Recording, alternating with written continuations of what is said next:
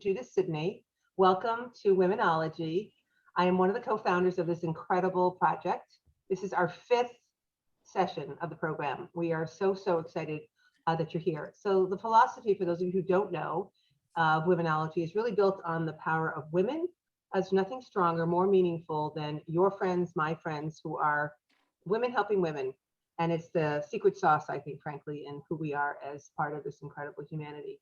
So it's natural. We reach out to our friends when we need advice, counsel, support, a shoulder to cry on for advice and resources. And this is what this is all about. It's the community, connection, and I'm so excited that you're all joining us this evening. So we're thrilled tonight to welcome great friends, Nanette Fridman and Melissa Goldstone, who are on the screen here, and they are highlighted and waving. To really help us do a deeper dive into how do we help focus on ourselves. And so tonight is really an exciting opportunity to sort of learn more about making sure we're putting on the mask first before we help the community that we care so deeply about. So to that end, before I actually turn over the Zoom room to Melissa and to Nanette, a couple housekeeping. We would love to see you. It's late in the day. Please just show your lovely faces. Again, don't worry about, kids, cats, whomever in the images. We just would love to see you. Please mute yourselves. We will be taking questions and monitoring the chat. Love for you to put whatever questions you may have in there. We will be getting to them, I promise. We are officially recording the presentation of this segment this evening, which will be available after the session in a few days on our Womenology site. So you'll be able to go back and see it again. And there's also wonderful presentation material that we'll also be posting as well. So again, please post in the chat, turn your mics off, your picture cameras on, and Nanette and Melissa, the Zoom room is yours. Thank you so much. This is so exciting. Jude and Nancy, visionaries and pioneers in so many ways, but really launching this, especially during this period. Thank you for your leadership, for your vision, and for bringing us together. We really appreciate the invitation to be with you. And we're so excited to talk to you tonight about Next, the strategic planning of you. Melissa and I will tell you a little bit about us as we launch this. I'm going to share with you my screen and we'll take it down when we get a chance to chat more. But you're at the right place if you think you're at Next, strategic planning. Melissa and I both work with organizations that are mission driven, and we help them raise resources to do more of their jobs, what they exist to do, make the world a better place. And in doing so, we provide a lot of strategic counsel, and we help people get really clear organizationally about what matters and how to do more of what matters. And through our working together professionally, we started talking about how we, with our experiences here that you see, how could we take what we've learned from all the many years of helping organizations and leaders in organizations, and how could we help our friends and our colleagues and the women in our lives who were calling equally some pretty big strategic questions. So a little bit about us, again, we come from similar backgrounds. We are good friends. We are consultants and coaches, resourceful, gritty, independent, solution-oriented, generous, inclusive, and friends, as I said. We are not perfect by any stretch, and we're not here to tell you what to do with your lives. We're not career coaches. We're not life coaches. We're not MSW certified or spiritual gurus or self-helpers. We're not cliquey and we're not judgmental, but we love putting on our thinking caps, being intentional, being strategic, and helping the women around us do the same. So that's what we come here tonight with. And what I would just, say to you is what we've learned is that women north of 45, for women north of 45, living on purpose and defining our own measures of success become more pressing as we age.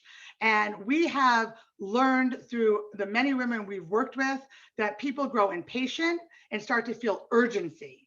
Many women have or will start to have more time on their hands. For some, for the first time since their 20s or in many years, as their kids, if they have them, age up or they reach more financial security in their lives. I know a topic that you've been getting lots of good counsel on from Aviva and Holly about financial security. So go back and check those sessions out if you weren't on for them. And some women may not be long on time, but they're bored or restless or itching for more. And so we love Brene Brown. If you love Brene Brown too, let us know. You love Brene Brown? Yeah, everyone loves Brene Brown. You know, when she says, when the universe grabs you by the shoulders and tells you, I'm not effing around, that's women north of 45. And that's really the primary audience that we're working with. Although we've had so much demand for the process that we put in place, we are also working with certainly people that are younger as well. So we help people, and during this period of time, similar to what Jude and Nancy really tapped into, there has been this intensified calling of life's big questions, and we've learned or been reminded of our vulnerability, what matters, our mortality, and that time is short. It's funny, February of 2020, right before the pandemic, I was in Florida and I saw at Windward in Miami this picture, everything essential is invisible. I could have never imagined when I got back from Florida that in March 13th, when life shut down, that we would live this over the next 15 months. And coronavirus has really, while we've pivoted the model that we're working with people, the need for the work that we're doing has just grown and grown. So I'm going to hand it over to Melissa to tell you a little bit more. So hi, everyone. Great to have you. So just kind of building on that point, that time is short. This fact is, I think, a fact we can all take to heart, that the average woman is slated to live to be about 81 years old. Now, everyone here, hopefully will live a lot longer than that. But if you just think about that for a minute and just do your own sort of quick back of the envelope math on that, you will sober right up and just think back to how quickly those last 30 years went. Fast, right? So this is really a sweet spot where we are right now. And we call this sort of north of 44, because at this age, when your life trajectory feels like it's in striking distance, we women are most likely to drift away from what we really want. And, the drifting is just part of life. And Nanette and I love to drift. We would love to float in a pool on a raft or down a river any day with you. Lazy river would be great. But if you do that for too long without intentionality, you will be missing out on what is possibly next for you. So the real questions to be asking are, and to be thinking about, and this is really part of the process that we're going to tell you more about, is what kind of life do you want to have? What is your next? That's what we call it. And how are you planning to get there? So let me go. Thank you. I'm driving, so it's very hard for me to sit in the passenger seat on the deck. So a lesson from Alice in Wonderland is a good one. So when Alice came to a fork in the road and saw the Cheshire Cat in the tree, she asks, "Which road do I take?" His response was a question. "Where do you want to go?" "I don't know," Alice answered. "Then," said the cat, "it doesn't matter." So, we love the lesson, but we know how Alice ends up, right? At a magic tea party, fun, but for the weekend, right? So what happens after that? And that's really what we're trying to excavate and help people figure out. So we're going to move to a poll, I believe. Yes, thank you, Holly, for helping us out here. We're going to just ask you a couple of questions. Holly's going to launch our poll. Do you feel satisfied with your life? Do you take time and make space to plan for your future on a regular basis? Do you have a clear vision of your future? And do you have a plan for how to get where you want to go? We're curious, so please answer the poll questions.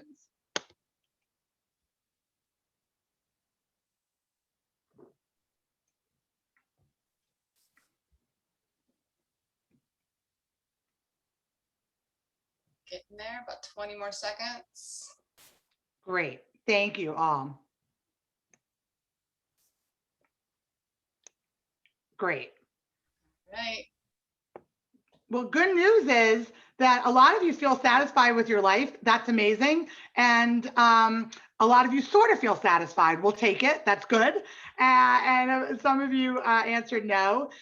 But not surprising to us at all, you know, the majority of people that answered either don't or sort of take time and make space to plan for your future on a regular basis. And that's consistent with what we found from women who are often the ones doing the planning for everyone else in the office, at work, in their families, in both their nuclear and extended families, among their friends, but not making the time and space to do their own. So that is consistent. And also consistent is this lack of clear vision that the majority, or a fuzzy vision. Also consistent with what we're hearing in the field from the women we're working with. And also not surprising, most people don't have a plan or have a sort of plan. So this really speaks to the why for the work that we've set out to do. So thank you for sharing this. Thank you for Holly. Melissa, do you want to talk a little bit about what we believe? Yeah. So that's great. It's so cool to see it real time. So women, here's how we sort of see it through our lens. And I'm sure you guys will nod your heads right along with us, that women 45 plus have an advantage over their earlier self, where life maybe felt great, but here you look to your future and you say, well, now that I have all this experience and perspective, what's really the opportunity? And you have this special, balancing place at around 45, where you actually have the perspective and the experience and the opportunity to get there. This would be, I think, very, very hard to do if you are your younger self. Women need to look holistically across all the dimensions of your life. So it's not just sort of, you can sort of, blink and see sort of, okay, maybe I have my children, I've got my parents, I've got my work, I've got my volunteering, I've got my job, my friends, my interests. It's sort of like you need to take a holistic sort of 10,000 foot view about where you fit into that. The goal absolutely, it cannot be happiness. And if you think that any process, and there are tons and tons of wonderful books out there and podcasts. I mean, every day I'm like listening to another podcast and I'm like, oh my gosh, this is so amazing. Yes, I need to do this. And then I like put down my phone and turn it off. And then 10 minutes later, I'm like, what exactly was I supposed to do? I sort of have a little bit of a hangover in terms of what the advice was. So I think like none of that stuff, even if you could remember it all, and maybe you can better than me, is really designed and functioning to give you happiness. But what it can bring you, and what we think this next process of what we've seen through the groups that we've run and through the coaching, is it can get you to satisfaction, where you can have a very satisfied life, because again, happiness very much depends on your life and sort of the lot that you were given and how you responded to things and all your experience. So if you really sort of think about it from a life satisfaction, I think that's a much healthier way to look at it. We also believe that many of us know exactly what we want, but we don't know how to get there. But it's been noisy. Many have been lit, and myself included, on autopilot, and thinking like, okay, it's, I'm sort of making my way. But as you sit down to think about it, and you have the time and the intentionality to really, really ask these questions, and figure out some foundational blocks that you need to get there, that's how you get in touch with what you really want.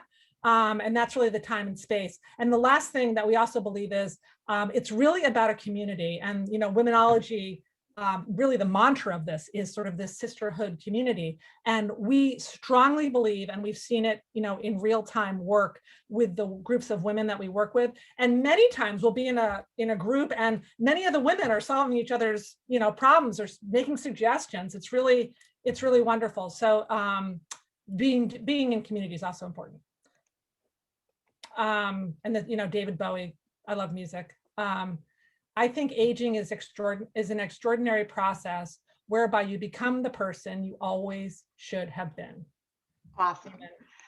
So our expertise is in designing frameworks for reflective work and strategic thinking, facilitation, coaching, convening community, and building hives of women that support each other. The process that by the way, there are lots of ways to kind of call these questions. The process that we've designed, and you can do this work on your own, and we hope that you can, take this and run with this, is really to stop and do some discovery, which for us starts with identifying your core values. We're going to talk about that more in a minute. And then once you have the values, which are the foundation of the house, really talking about owning your future, envisioning your future, clarifying your purpose. And after you have that kind of North Star, if you will, it's then about the planning piece. How will you lay out steps to achieve your goals? And afterwards is one of our favorite parts, where we help women stack the deck. We teach you lots of tricks and tools, and we also help you think about how are you going to customize ways to hold yourself accountable, whether it's internally or externally. And that community that Melissa mentioned, we like to call them our hive. I have my bee necklace on because I love bees. We love bees. Hive can also help you be accountable as well.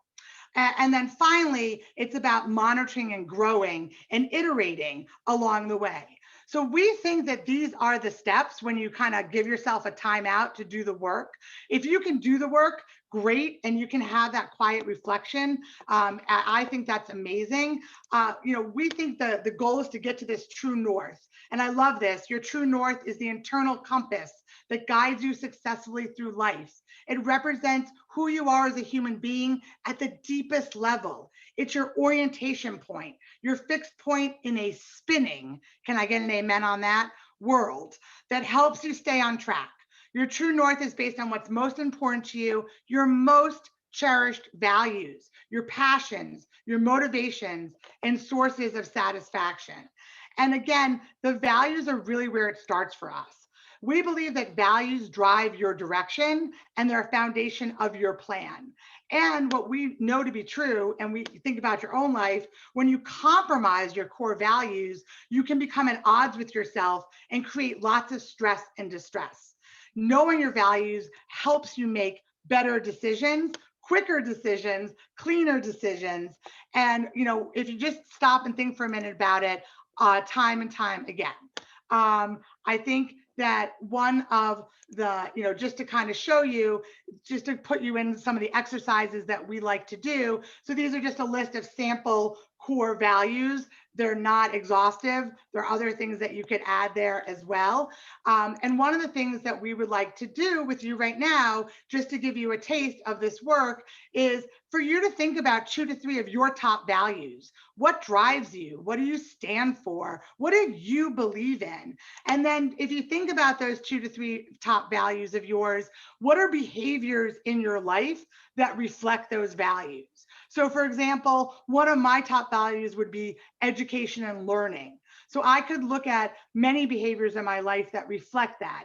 The time and resources I invest in my children's learning, being a lifelong learner myself, taking courses, that would be a behavior that reflects the values.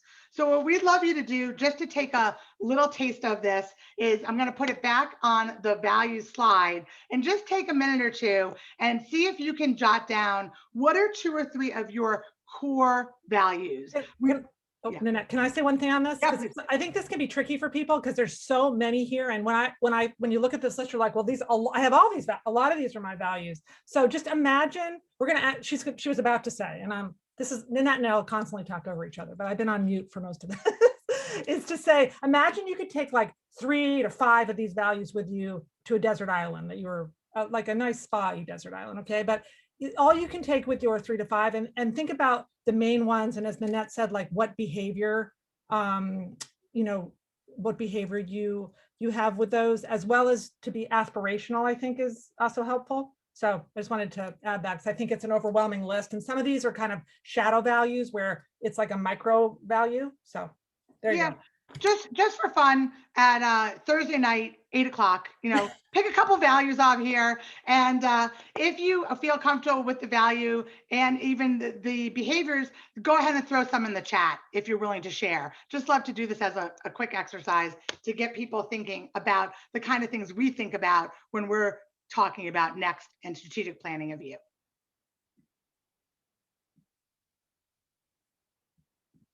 Helping others. Thanks, Aviva. I'm an educator and I'm a student, always stretching, always growing. Family, wellness, friendship. Nice. Authenticity. Thanks, Karen. Justice. Thanks, Cynthia. And if you think about your core values as you're doing this, and actually, by the way, this is like a great exercise to do with other people in your life as well.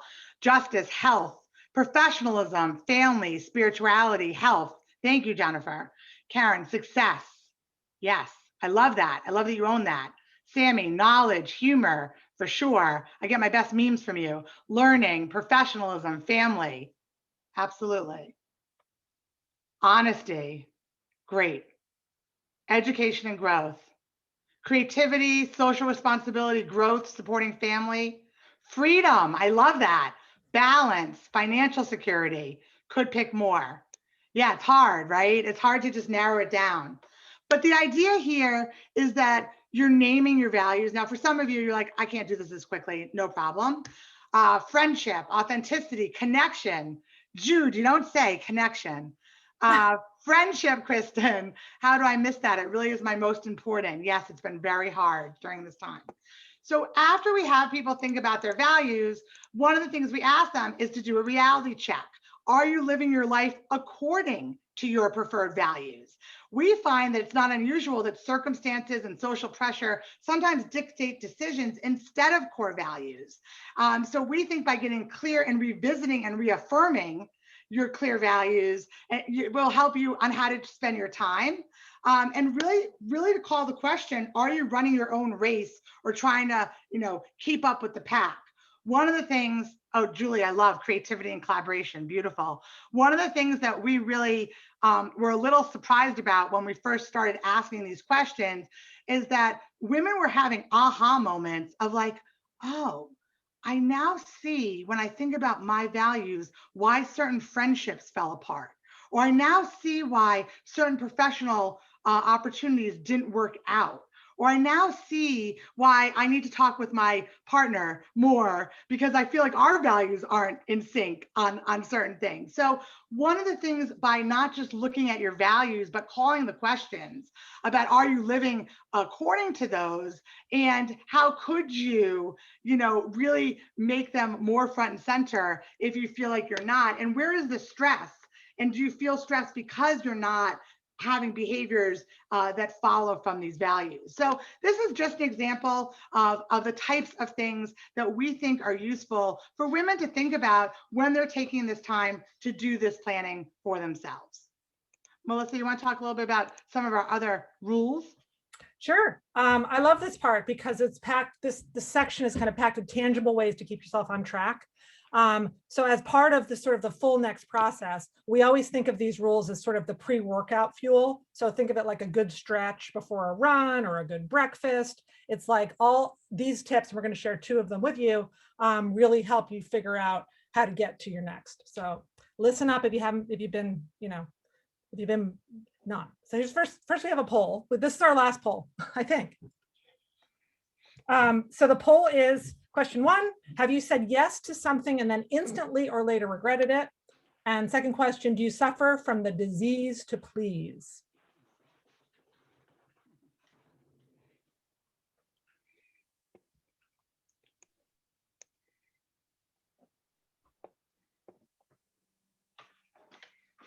Ten more seconds.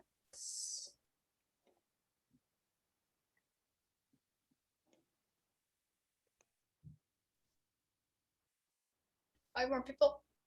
And boom, we're done. We're in and we're out. We're like a SWAT team. So look at that, 77% of that. I'm not surprised. I mean, I don't think anyone on this call would say, oh, that's a surprising fact. I think of a lot of us say yes, and then instantly or later regret it. But we have 5% no, amazing, and sometimes an 18% sort of. Do you suffer from the disease to please? A little over half. We got our no's, and then about 36%. So just interesting, I think, to see that live. So thank you for sharing. So if you want to click to the next, thank you. So I love this slide because I love to start with slides that start with the truth. It's like, okay. And the truth is that saying no, is not a dirty word. And it's actually a 2-letter word, right? Not a 4-letter word. So just interesting. It's not a personal flaw to say no. The most successful people say no a ton. But you know, it's something for, and a lot for women who don't like to disappoint. It's really not in our nature stereotypically.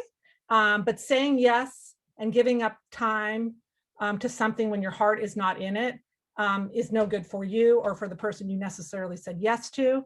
And this is what I love about the values exercise. And, you know, we spend a lot more time on that, but basically, if you are really clear on your values, you will make clearer and quicker decisions that are right for you.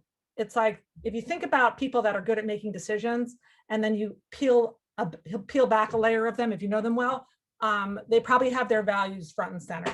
So a lot of women, you know, of course, are anxious, obviously, at the thought of saying no. But we'll give you a tip on how to do that more.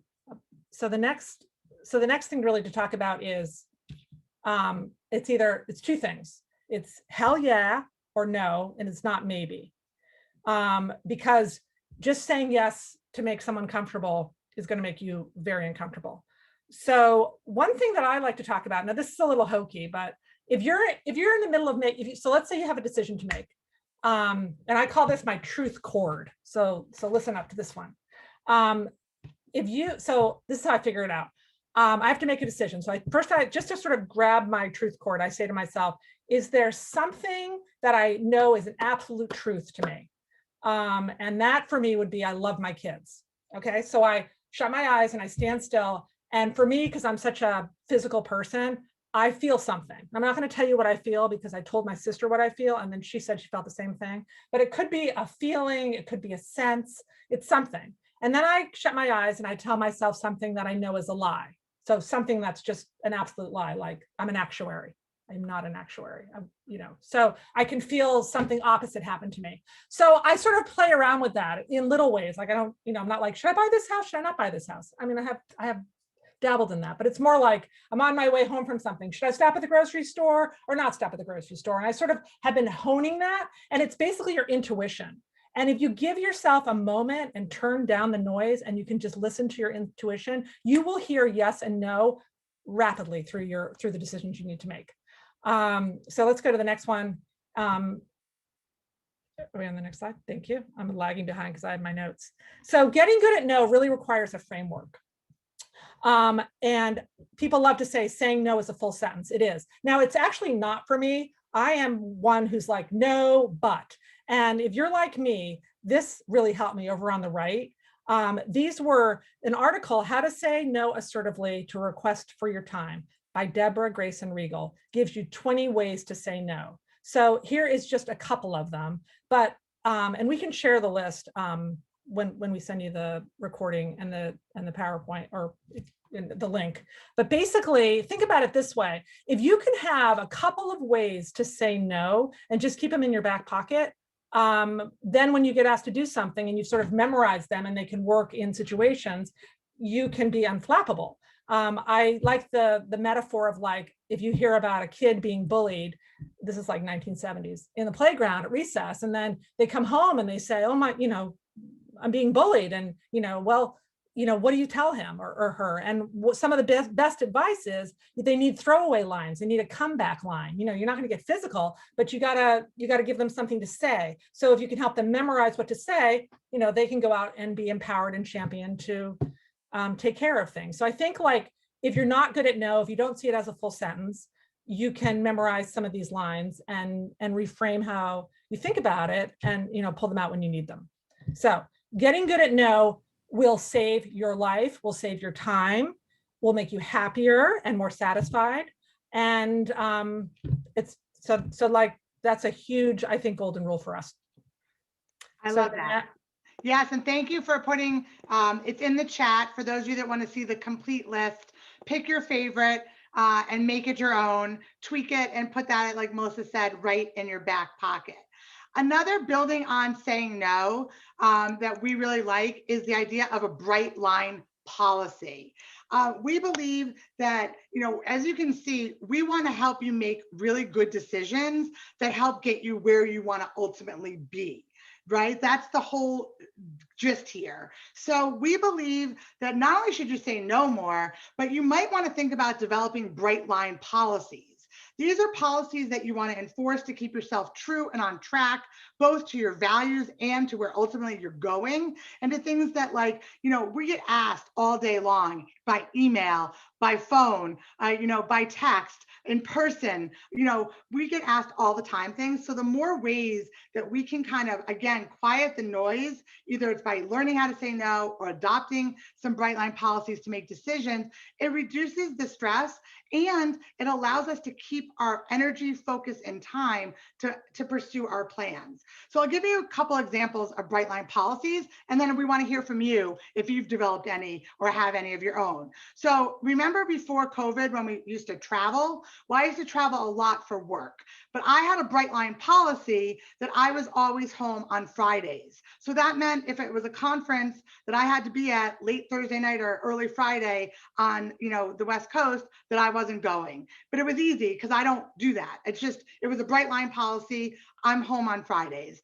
And what that allowed me to do is really kind of carve out that for my value of spending time with my family, for my own value of celebrating, Shabbat with the Jewish Sabbath, and for other things. So that for me was really a lifesaver in trying to accept different speaking engagements and opportunities.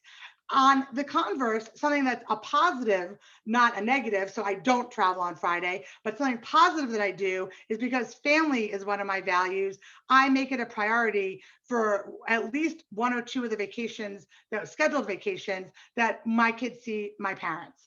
And that's something that is a bright line policy. So that means when friends say, would you like to, go together here? If that's when we're supposed to be in Florida seeing my mom, or that's when we have plans to travel with my dad, the answer is always no, because that's a priority. That's a bright line policy for us. I don't even think about it.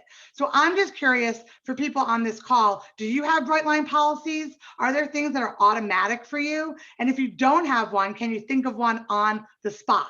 So I'd love for you just to type into the chat if you have a bright line policy, something either you do or you don't, or you can make one up based on this conversation and where we're going. I'd love to hear what you think you might be able to put in place to make yourself protecting your own time, energy, and resources. Anyone have any bright line policies that they use? I'd love to hear them.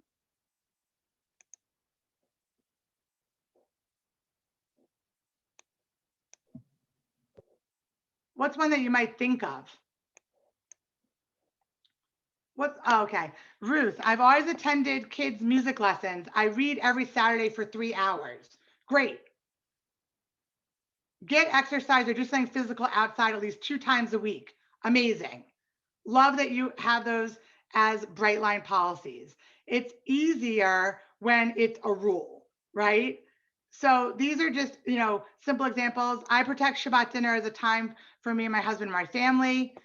We don't market for business outside of New England, so we can be with our families for dinner. Interesting, Aviva, that's great. Kristen, recently I started scheduling focus time and never let anyone book meetings over it, so I can actually get work done and not work after hours. Brilliant.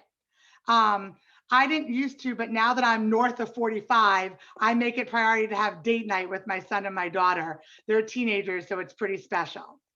Hi, Jordana. I prioritize parent-teacher night and school awards plays for my daughter over working late.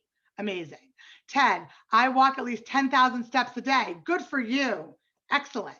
So yes, we have bright line rules in our lives. We have them for our health, for our kids, for our wellness, and these may be consistent with our values. The question that we want to call is that if you haven't taken the time to envision your future, what comes next for you, are these the only bright line policies that you need, or do you also need new policies, different policies to add to your list to really get you where you want to go? So we are really in the business of leaving people not just with that vision, with the values, and with their purpose defined, and a plan, but these are the types of tools that we think make the difference between, oh, I have a plan on paper and I have something I can actually implement in my life. Because just like in all the years that we've worked with organizations doing strategic plans, we know that often they live on the shelf and they don't actually get realized. And so we're in the business of helping women realize. First, we take the time to call the questions, do the work, and then we think about how we can stack the deck in our favor. So these are just two of the things that we have. Another exercise that I just want to throw out there that some of you may be familiar with, that we love and we use all the time, is called Stop, Start, Continue, which we use both in our business life and in our personal lives, kind of asking along a similar vein, what are we doing that if we really want to pursue our dreams that we've articulated, what do we need to stop doing? And what do we need to start doing? And what should we keep doing? What's working that we're doing right now that's moving us towards our goals? So again, lots of ways to kind of armor you up so you can go after what it is that you want after you define it. And for some women, I don't know, for those of you who are here, I'd love to hear from you. The challenge is on making space. For some women, the challenge is on really getting crystal clear about what your next is. And for some, it's on planning and implementing that plan.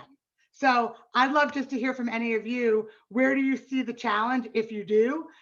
Is it on the time? Is it on the vision? Or is it on the plan and making it stick? Or all of the above? Just love to hear from anyone here what you're thinking as you're thinking about this work.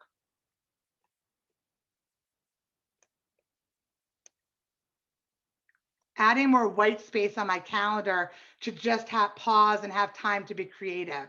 Yeah, I mean, life is just so fast and busy. And that's, Melissa calls it, we're putting all of the women in our program in timeout, right? It's like a timeout for you to kind of call these questions. Sammy, time to think about these bigger issues rather than being in the weeds. Yes. Yes, I used to say that one of the things, although I wasn't a big fan of business travel, plane rides, especially before we had Wi-Fi on planes, was like built-in time to actually, I don't know, read or think. And I used to do, have these notebooks that I put all my big ideas in. And then we got Wi-Fi on planes and I started working on the planes instead, and that kind of went out the window. But I should put a bright line policy in place if I'm going to go back on planes that I don't do work on planes. I will do that. Thank you. This was very helpful for me. Okay. But I do think, taking time to think about these bigger issues rather than being in the weeds. I know many of you on this call, and I know what your to-do list and your post-it notes look like, and your calendars and your schedules. And I think that how do you carve that out? How do you carve out the time to make the space to call these big questions? Terry says, mostly it's implementing the plan. I make great lists and crossing off items. It's the bigger picture, the plan that's not getting implemented. Right. And so one of the things that we believe is what gets scheduled gets done. So once we have people make the plan, we calendar. Just like you calendar all the other things that you've got to do, you become a priority and we calendar you. Oh, Nancy, you had the rule no work on the plane. Excellent. Great. So, what I would encourage you to do is take a minute, think to yourselves, where is the real challenge? Is it taking the time? Is it on the vision? Is it on the plan or on the implementation? Because you might be able to just dive into that piece, or you may have to do all the steps. And what we have found is that some women show up and say, I'm already on step 3. And some women show up and say, wait, what am I doing here? Like, why did I sign up for it, right? And so really, it's really very dependent on where you are in your personal journey. And we are all on individual personal journeys, and there's no right answer here. And that's the most exciting part of this work for us, is that we get to facilitate, but you're the co-creators, the creators of your own vision, of your own next. And it's just absolutely thrilling to see people come on the other side of that. So just to kind of summarize, and then I want to open it up for questions, take time to plan for yourself, quiet the noise. One of the women in one of our groups told us that she checks into a hotel by herself 4 times a year. And we were like, wait, what? By yourself? Like you leave your family home? And what do you do there? She was like, I order room service. And I think that all the women in the group were like making notes, like which hotel should I do that to? So, whatever you have to do to quiet the noise and take time to plan, do it. Start with your values. We're going to send you the deck. Keep thinking about your values. And for alignment and clarity, it is the foundation of your house. Say hell yeah or no and say it with pride and feel good about it. Establish bright line policy rules if you don't have them, or revisit them. And really, live your next on purpose. The whole goal here is not to put more work. This isn't about creating more for you to do. This is about you achieving everything that you want and taking a big, juicy bite out of life. And I do want to share with you, before I pass it back to Melissa, Anne Lamott has a great quote.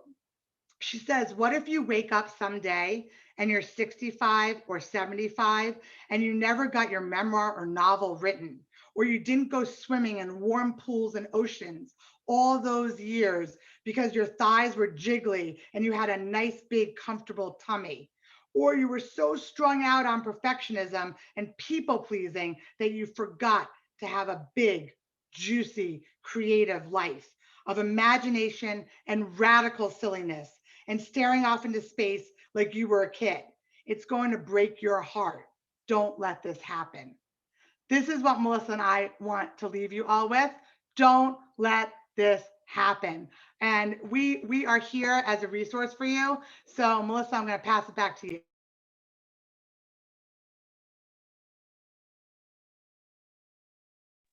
Melissa, you're muted.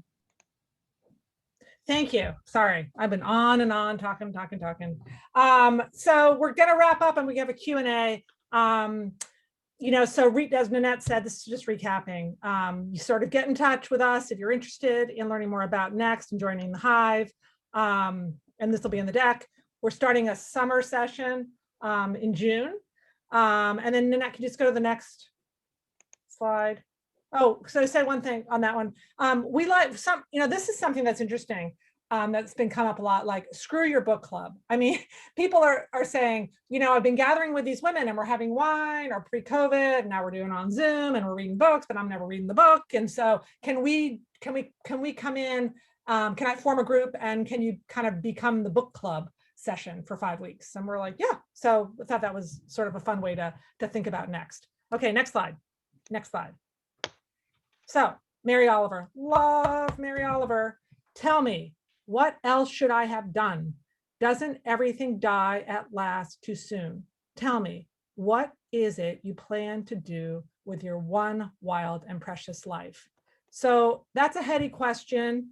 And if you think about it, just like here we are defrosting from COVID, and you're about to come out, if you haven't already come out of it, and you think to yourself, was I, pre-COVID kind of hijacked by other people's expectations?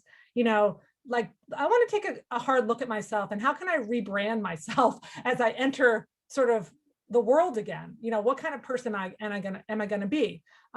So, I think certainly the process we shared with you, and if you can do it on the back of an envelope and think about those things, the post-COVID you may look a little bit different.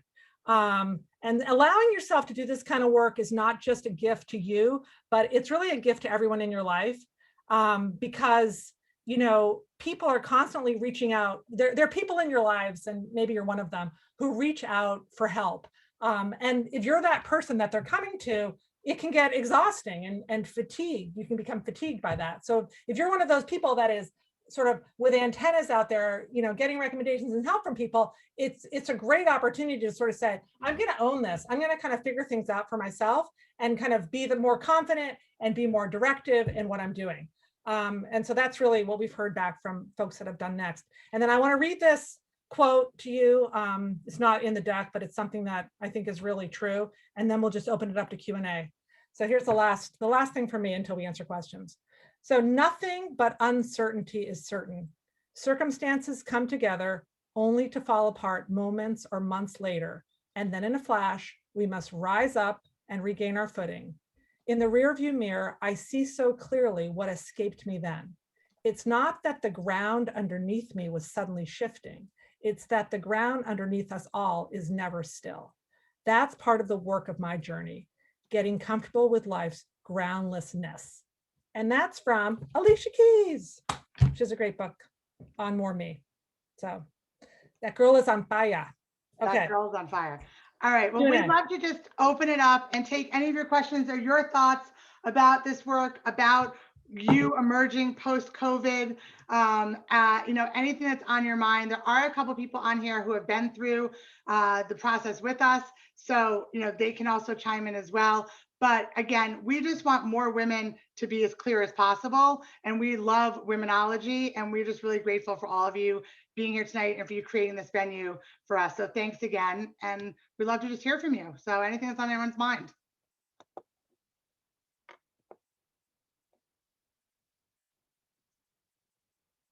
Someone just asked me privately, do you do this work within organizations? So what we have done is we've taken the process and we adapt it for the leadership development program, for the women's division, for whatever the organization's goals are. If they have one retreat or 5 opportunities, so it doesn't look exactly the same, but we are working within organizations to bring this to their people. And we've gotten, it's been fun. Again, it's a very creative process because we're co-designing with the organization to meet their needs. Thanks, Cynthia. I'm glad you're re-energized, and I'm glad you thought it was uplifting. Other thoughts from anyone? Oh, good. Well, we are so excited, and we hope that we will see you on our journey in our hive. We do have a Facebook group that people can visit. You can tell we like quotes, we like songs, we recommend books, and we recommend podcasts. And the women in our hive really support each other. We had someone the other day who put out a call looking for a woman VC in biotech, and they basically got the answer within 30 seconds. She was like, wow, that was amazing. And then we had someone else the other day that was like, I need a plumber. We were like, we can do that too. So, no question is too big or too small. Yep, we'll put the link in.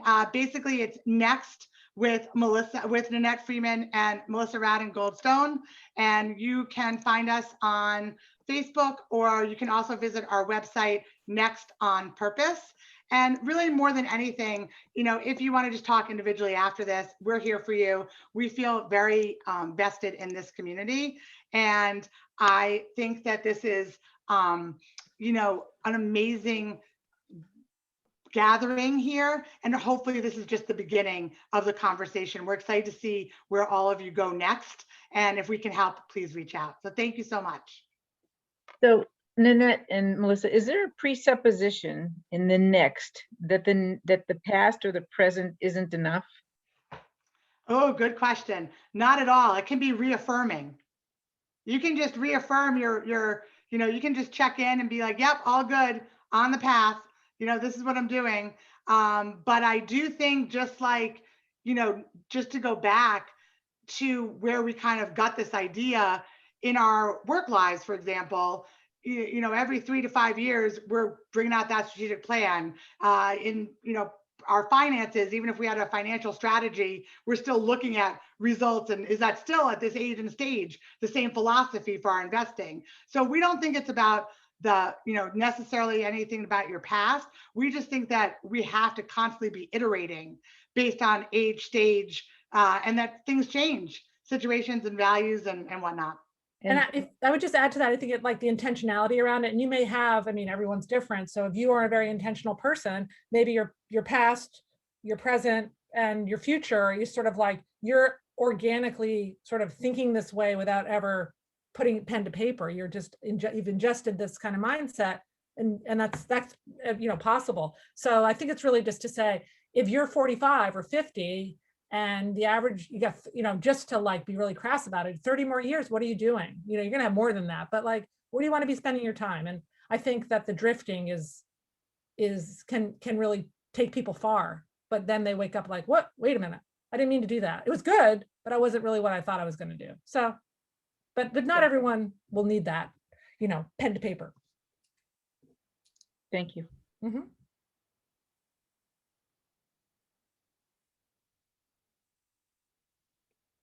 Any other questions? I think I saw somebody's face when you're like, we have another 30 years, and the look on her face was like, oh No, my 81, God. but that's, I'm telling you, like, that's like the average, right? So there's another 20 years and maybe on top of that, or, you know, I'm just saying. I'm worried it's 50. I'm worried it's like, you know, it's another 50 to be honest Okay, with you, take but it. okay. I'm just telling, that's the stat. But anyway, all right. Yes, That's Nancy, actually really better. we can keep that short if you pay us enough, you know, we can take. Yeah, good. Live another 50 to 100. Any other questions? Nanette and Melissa offered, if you want to talk to them offline, please do, or they put a question in here. This is great. This was fantastic. You said, you talked about the values, your true north, the bright lines. I love the part on how to say no and yes to that person here in the community or a couple of people on this that said in the community might hear those no's from us. That's not a bad thing for the community or us personally, I think. So thank you. This was fantastic. And I'm energized. And I love that on a Thursday night, we're thinking about this and, good stuff to go into the weekend with for us to all think about, what little changes or hard rules we might put in for a Saturday. I love the 3 hours of reading on a Saturday. That sounds very cool. So everybody, we have 3 sessions coming up. So 3 more sessions coming up before we take a break for the summer. And so we'd love for you to join us. More information on womenology.org.